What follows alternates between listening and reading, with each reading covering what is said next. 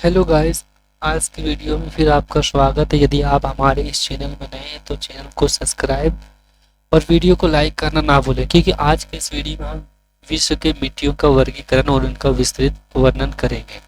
तो चलिए वीडियो को हम शुरू करते हैं। सबसे पहले हम परिचय जानने की कोशिश करते हैं। तो मिट्टी पृथ्वी के सबसे महत्वपूर्ण प्राकृतिक संसाधनों में से एक है, जो पौधे की वृद्धि, जल और संधारण संधारण और पारिस्थितिकी संतुलन में महत्वपूर्ण भूमिका निभाती है। विश्व में विभिन्न जलवायु, भौगोलिक परिस्थितियों और प्राकृतिक प्रक्रियाओं के कारण विभिन्न प्रकार की मिट्टियां पाई जाती है। हम कह सकते हैं कि विश्व में बहुत सारे मिट्टियां पाई जाती है, जिन्हें हम इस वीडियो में अध्ययन कर सकते हैं। मिट्टी का वर्गीकरण मुख्य रूप से उसकी बनावट, जल धारण क्षमता, खनिज तत्वों और उत्पत्ति के आधार पर किया जाता है। ठीक है, तो हम इस वीडियो में हम मिट्टी के वर्गीकरण और उनके प्रमुख लक्षणों के बारे में हम चर्चा करेंगे। तो चलिए वीडियो के आगे बढ़ाते हैं। सबसे पहले हम देखते हैं मिट्टी का वर्गीकरण। तो वैज्ञानिकों ने मिट्टी को उनकी संरचना, बनावट और उर्वरता के आधार पर कई समूहों में विभाजित किया है। मुख्यतः मिट्टी का वर्गीकरण निम्नलिखित आधारों पर किया जा सकता है, जैसे संयुक्त राज्य कृषि विभाग वर्गीकरण, फाओ वर्गीकरण, भारतीय कृषि अनुसंधान परिषद वर्गीकरण, जलवायु और भौगोलिक कारकों के आधार पर वर्गीकरण। यानी ये सभी जो है, इसने मिट्टी को विभिन्न विभिन्न भागों में वर्गीकरण किया है। ठीक है, तो हम आगे हम पढ़ते हैं कि विश्व की प्रमुख मिट्टियां और उनका वर्णन। संयुक्त राष्ट्र संयुक्त राज्य कृषि विभाग के अनुसार विश्व की मिट्टियों को 12 प्रमुख ऑर्डर्स में विभाजित किया गया। यानी कहा जाता है कि यूएसडीए के अनुसार विश्व के प्रमुख मिट्टियों को 12 ऑर्डर्स में विभाजित किया गया है। इनको हम विस्तार से अध्ययन करते हैं। तो सबसे पहला मिट्टी है, तो उसका नाम है एल्फीसोल।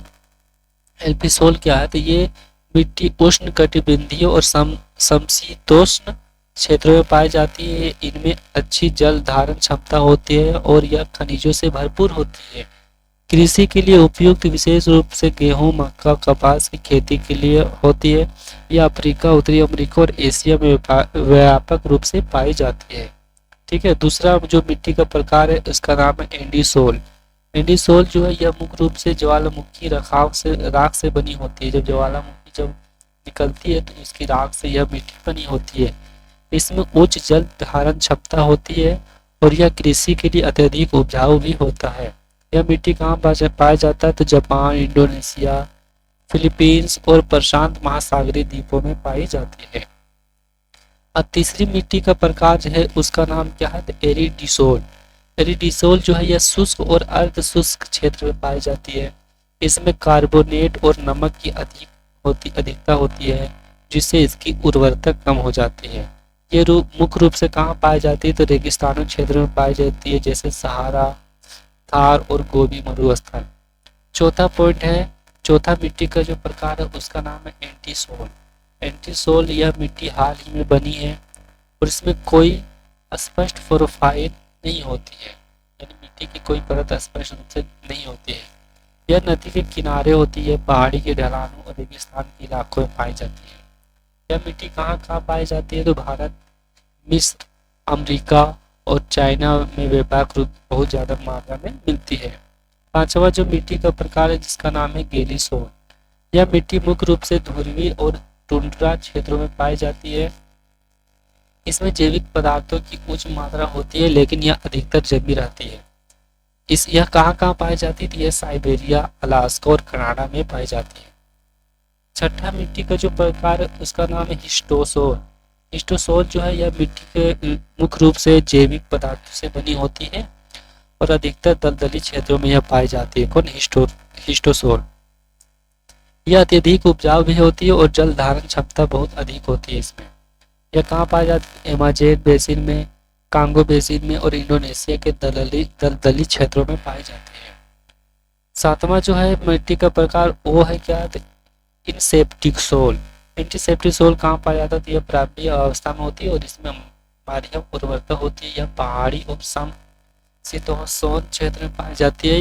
हिमालय, यूरोप, उत्तरी अमेरिका और पर्वतीय क्षेत्रों में पाई जाती है। आठवां जो मिट्टी का प्रकार है वो है मोलिसोल। मोलिसोल जो है, यह अधिक अत्यधिक उपजाऊ होती है और घास के मैदानों में पाई जाती है।